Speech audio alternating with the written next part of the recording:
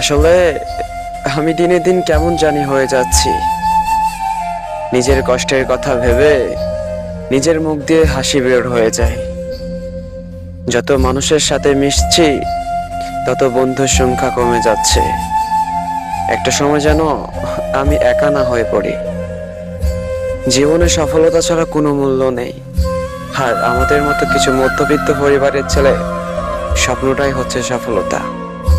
জীবনের কিছু সময় দিয়ে সফলতা আমাদের আনতেই হবে, এতে যতই কষ্ট করতে হোক না কেন।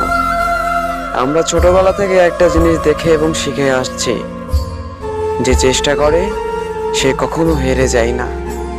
আমি একজন আমার বাবার মতো হতে চাই। হাজারো বাধা আসবে, কিন্তু কখনো ভেঙে পড়বো না।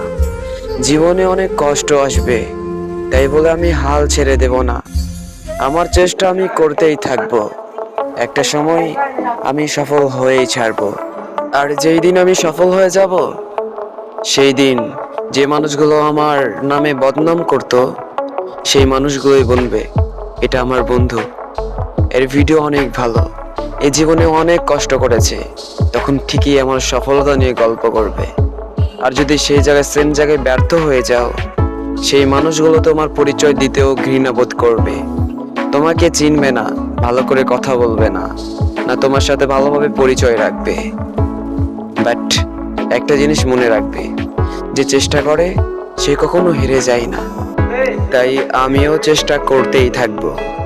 এতে আমাকে 1 মাস কিংবা 6 মাস কিংবা 1 বছর লেগে যাক, আমি সফলতা এনেই ছাড়বো। এটা আমার শপথ।